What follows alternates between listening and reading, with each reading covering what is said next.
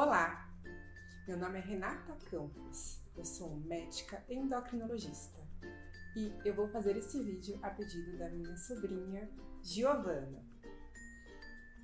Muito bem, vocês sabem o que é hormônio? Os hormônios são substâncias muito pequenininhas que são produzidas nas glândulas endócrinas, que são glândulas dentro do nosso corpo que secretam substâncias que vão direto na circulação do sangue. Esses hormônios, essas partículas, elas chamam hormônios porque elas atuam em diversos locais do corpo ao mesmo tempo. Eu vou explicar para vocês como que são as alterações hormonais no período da adolescência. No período da adolescência ocorre o que a gente chama de puberdade. A puberdade começa a dar sinais no final da infância, a partir dos 8 anos nas meninas e dos 9 anos nos meninos. E geralmente ela vai aparecer pelo menos até os 13 anos nas meninas e até os 14 anos nos meninos. Quando a gente não tem a puberdade nesse período, até os 13 anos nas meninas e até os 14 anos nos meninos, a gente pode pensar que a gente está tendo um atraso da puberdade. O que seria essa puberdade? É quando começa a aumentar o nível dos hormônios masculinos e femininos, os hormônios sexuais no nosso corpo, para desenvolver o nosso corpo, para que ele se torne um corpo de adulto. Nas meninas aumentam os hormônios estrogênio e progesterona, que vão fazer com que o nosso ovário, que são uma glândula que fica aqui, no nosso corpo, na pelve, nessa região aqui do abdômen, produza esses hormônios e comecem a maturar os óvulos. Esses óvulos vão ser necessários para que a gente consiga depois gerar uma nova vida. Além de estimular os ovários, vai ter um desenvolvimento dos caracteres sexuais secundários. No caso das meninas, seria o aparecimento das mamas, que vão ser necessárias depois para a amamentação, e uma mudança no nosso corpo. Ele começa a aumentar o quadril, a diminuir a cintura, aumentar o quadril, vai preparando o corpo da mulher para que ela consiga gerar uma vida. É por isso que a gente tem essas características. Já nos homens também ocorre esse estímulo para a maturação dos órgãos, no caso dos homens, para que ele consiga estimular a produção dos testículos, do pênis, para que ele consiga então produzir os espermatozoides, que vão ser necessários depois para que, em conjunto com o óvulo, gerem uma nova vida.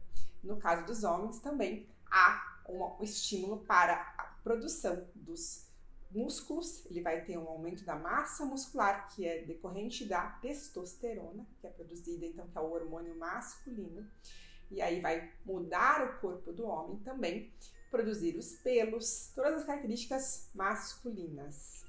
E isso então começa a ocorrer nos 9 anos, mas pelo menos até os 14 anos tem que começar a ocorrer. E aí quanto tempo isso demora? Vai demorar, aos pouquinhos vai sendo desenvolvidos até que termine essa maturação toda aí ao longo da adolescência. Em conjunto com essa alteração ocorre o crescimento. O crescimento, ele ocorre desde quando a gente nasce. E aí, durante a adolescência, ocorre um período que a gente chama de estirão, que ele é diferente também nas meninas e nos meninos.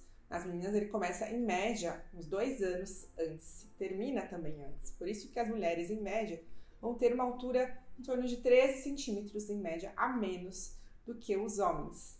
Nesse período de estirão, que é um período que há um pico de crescimento, a gente vai ter, então, uma aceleração desse crescimento, só que, por consequência, também há uma queda depois, um fechamento das nossas cartilagens, os espaços entre os ossos, para que a gente não consiga mais crescer.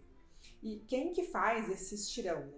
O hormônio do crescimento, que a gente tem a produção dele desde que a gente nasce, que é o GH, Growth Hormone em inglês, o hormônio GH, que na verdade ele vai produzir um outro hormônio que chama IGF-1, que vai atuar diretamente nas plaquinhas do crescimento dos ossos para que ele cresça. E quando a gente entra nessa fase da puberdade, no período do estirão, esses hormônios sexuais, os hormônios masculinos e femininos, vão estimular com que haja uma aceleração nesse crescimento. Porém, esses hormônios sexuais ajudam a fechar a plaquinha e assim termina esse crescimento. Para pessoas que têm algum problema, por exemplo, quando não estão crescendo, a gente faz uma avaliação para ver se tem algum problema tanto no hormônio do crescimento quanto nos hormônios do desenvolvimento sexual. Esses são os principais hormônios que alteram no período da adolescência, que é o período que vocês estão. Existem outros hormônios para vocês saberem, né, que são os hormônios da tireoide, que também é muito importante para regular o nosso metabolismo. Também existe a insulina, que é importante para controlar o metabolismo do açúcar, né, da nossa alimentação, que vai prevenir o aparecimento de diabetes. Né? Se a gente não tem insulina, pode aparecer diabetes, né? A insulina é fundamental para que a glicose do que a gente come, o nosso alimento, entre nas células para gerar energia. Também há outros hormônios menos conhecidos, vamos dizer assim, menos importantes, menos essenciais, como a prolactina, que é produzida para a produção de leite. Também tem outro hormônio muito importante, que é o cortisol, que é um hormônio que a gente chama de hormônio do estresse, que ele é necessário para que o nosso corpo se prepare para situações adversas. Por exemplo, você tem que levantar rápido, você tem que correr, você tem que fugir. Então, esse hormônio também é muito importante para regular as diversas funções do nosso corpo. Como vocês podem ver, os hormônios eles são encantadores e ao mesmo tempo bastante complexos, porque eles têm uma série de fatores que vão influenciar para que ele fique certinho. E tem toda uma orquestra de combinações que são feitas no nosso corpo para que eles fiquem tudo em harmonia. Esse é um pouquinho, então, sobre os hormônios, né, da minha área, que é a endocrinologia. Espero que seja útil para vocês.